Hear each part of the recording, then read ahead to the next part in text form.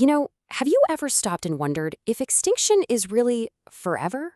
I mean, we're always told that once a species is gone, that's it. It's gone for good. But what if some of these creatures are just incredibly good at hiding? Today, we're going to look into some animals that are officially on the extinct list, but might just be hanging on in some forgotten corner of the world. Okay, so let's really get into this. That word, extinct, it just feels so final, doesn't it? So absolute. But out in the wild, things are almost never that black and white. So in this explainer, we're going to explore that gray area, that space between scientific certainty and the tantalizing clues that suggest some of these lost species are still out there. And this is where it gets really interesting. On one hand, you've got the scientific community, right? They need cold, hard, undeniable proof to say a species is still alive. But on the other hand, you have this growing pile of weird sightings, mysterious sounds, and blurry photos that just keep that flicker of hope alive. So let's check out a few of the most compelling cases.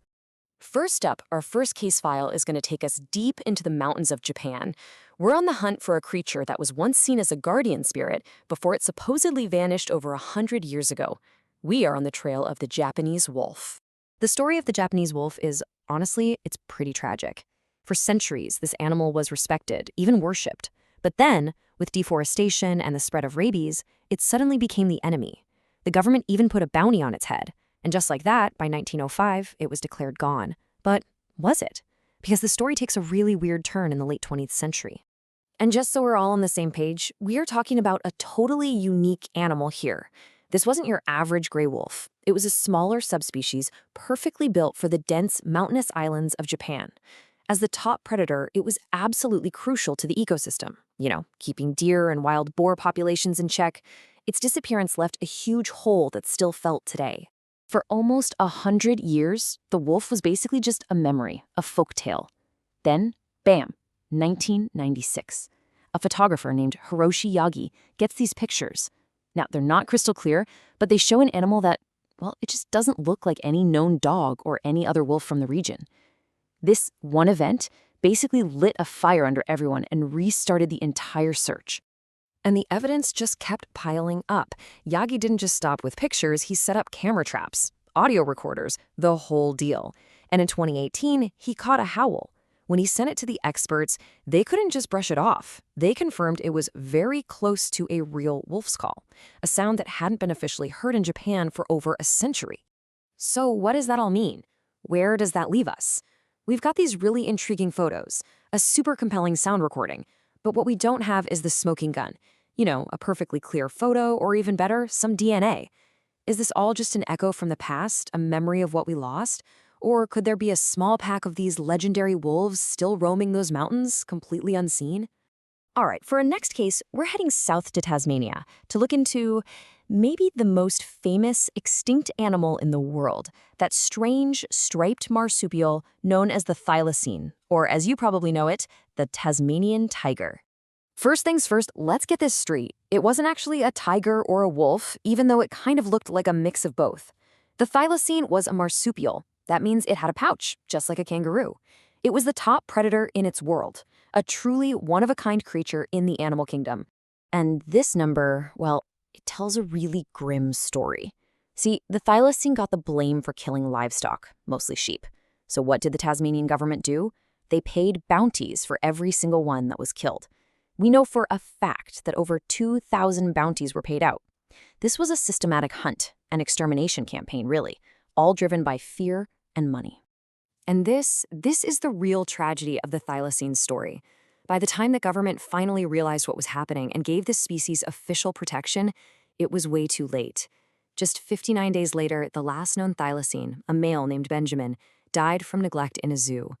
The protection order kicked in when there was probably nothing left out there to protect. But here's where the story takes this wild science fiction turn.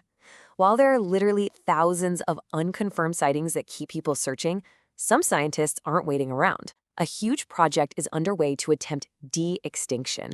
But this brings up some massive ethical questions. I mean, should we reverse extinction? And could a thylacine even survive in the world we have today? And get this is not just some sci-fi dream. Earlier this year, scientists announced they had done it. They'd completed the animal's full genome sequence. That is a monumental step. It's the complete genetic blueprint they need for any de-extinction effort. The ghost of the Tasmanian tiger might actually walk the earth again, but this time, it'd be brought back by the very same species that wiped it out in the first place. Okay, for our final case, we are going way, way back in time. We're traveling to the Amazon rainforest to dig into a local legend that might just be the living memory of a creature that vanished during the last ice age. This is the story of the giant ground sloth. So, just look at this timeline for a second. These massive, elephant-sized sloths roamed the Americas for thousands of years. Then, about 11,000 years ago, they just disappear from the fossil record. Case closed, right?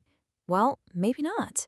Because deep in the Amazon, people still tell stories of a creature that sounds suspiciously familiar. The Amazonian legend talks about the mapinguari, a giant, hairy beast. Well, the ground sloth was a giant, hairy mammal. The legend says its body is bulletproof. And what did paleontologists find? Many species of ground sloth had these things called osteoderms, actual bony plates embedded in their skin, like a kind of armor. The similarities are they're too wild to ignore.